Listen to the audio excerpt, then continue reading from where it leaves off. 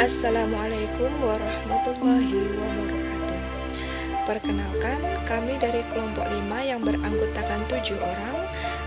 Ada Siti Nurhaliza, Velia Yolanda, Ilza Mayendra Putra, Muhammad Faiz Saputra, Dini Oktaviana, Anissa Arum, Nadila.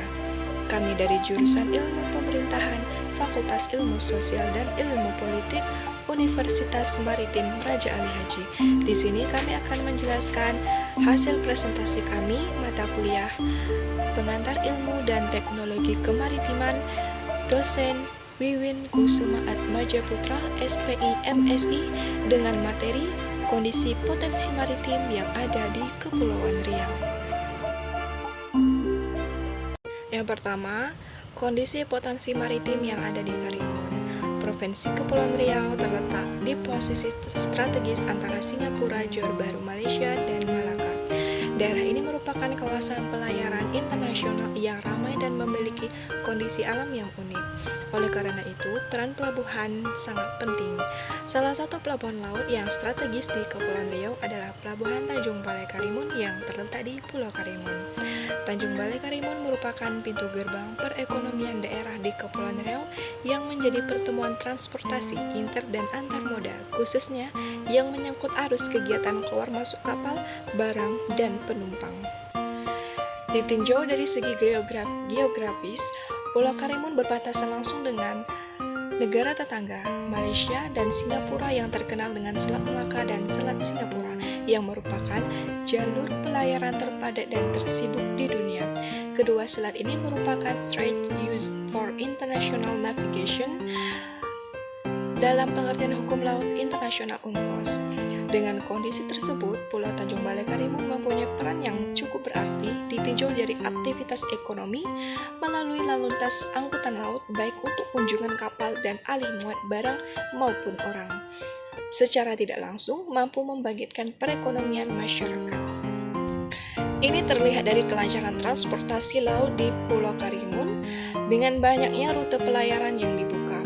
Hal ini diikuti dengan berkembangnya perusahaan-perusahaan pelayaran angkutan laut dan perusahaan bongkar muat. Disimak dari penjelasan tersebut, disimpulkan bahwa kondisi potensi maritim yang ada di Kabupaten Karimun sangat baik. Hal ini perlu dikembangkan dengan pembangunan pelabuhan yang lebih besar untuk menampung kapal-kapal bongkar muat dan kapal-kapal penumpang di wilayah Karimun untuk meningkatkan potensi maritim di bidang jalur perhubungan laut. Baiklah, di sini saya akan menjelaskan tentang kondisi potensi maritim yang ada di Kota Tanjung Pinang. Kota Tanjung Pinang sendiri memiliki berbagai keunggulan dan juga beragam potensi, terutama di sektor pariwisata, sektor perikanan, sektor industri, hingga sektor perdagangan.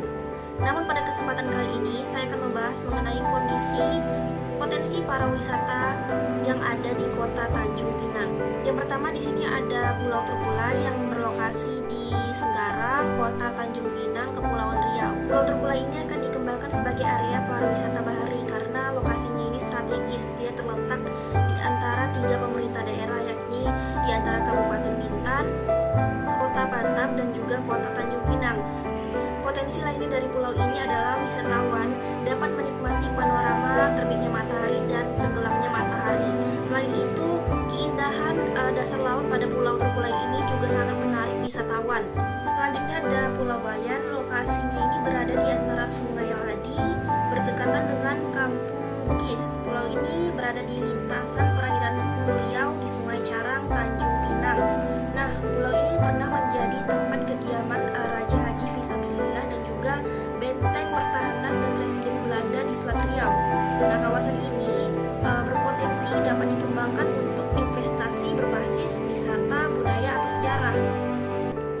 Di pulau ini juga terdapat hotel mewah. Nah, yang dibangun pada era 80-an, namun kondisinya sekarang ini sepi. Hotel mewah yang dibangun tersebut sekarang tak lebih seperti bangunan tua yang terbengkalai. Padahal jika dilihat, Pulau Bayan ini lokasinya strategis dan juga memiliki cerita sejarah yang menarik untuk wisatawan ketahui. Baiklah, di sini saya akan menjelaskan kondisi potensi maritim Pulau Penyengat. Kondisi perairan Pulau Penyengat. Pulau Penyengat merupakan daerah yang memiliki potensi dalam sektor ekowisata bahari. Terbukti dari ekologi yang dimiliki Pulau Penyengat seperti memiliki keindahan kawasan pesisir, mangrove, lamun, terumbu karang, serta memiliki biota laut yang khas. Sedangkan kualitas perairan Pulau Penyengat, kecepatan arus perairan Pulau Penyengat berkisar antara 0,03 sampai dengan 0,12 meter per detik. Kecerahan perairannya berkisar antara 0,75 sampai dengan 1 meter. Untuk suhu perairannya berkisar antara 28 sampai 29 derajat Celcius. Salinitas perairan berkisar antara 25 sampai 28 ppt dan pH perairannya berkisar antara 7,4 sampai dengan 7,6 serta untuk kedalaman tiap stasiun berkisar antara 1,3 sampai 5,13 meter. Sedangkan potensi perairan Pulau Penyengat. Perairan Pulau Penyengat memiliki potensi ekowisata yang harus dikembangkan dengan baik. Keberadaan ekowisata yang dimiliki meliputi keindahan pantai, adanya ekosistem lamun, mangrove, dan terumbu karang, serta dapat dijadikan kawasan tersebut sebagai spot untuk kegiatan memancing. Hasil laut yang dimiliki Pulau Penyengat jika dikembangkan dengan maksimal dapat menghasilkan sesuatu yang bisa dijual, meliputi hasil tangkap nelayan, memanfaatkan biota khas Pulau Penyengat sebagai salah satu makanan khas, maupun dijadikan sebagai kerajinan tangan seperti souvenir untuk menarik perhatian wisatawan. Terima kasih.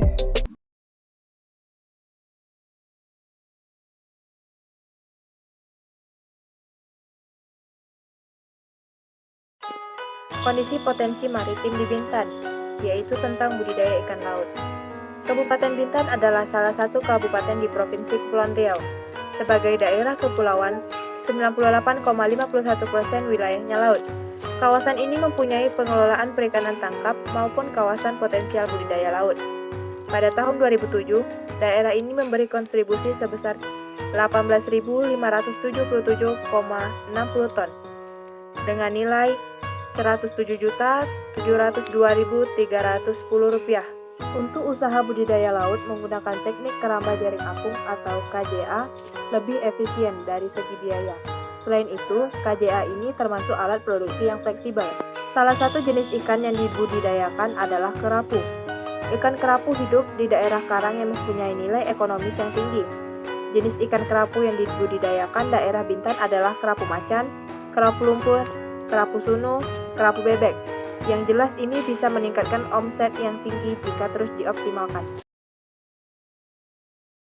Pada kesempatan ini saya akan membahas tentang kondisi potensi maritim yang ada di Kota Batam.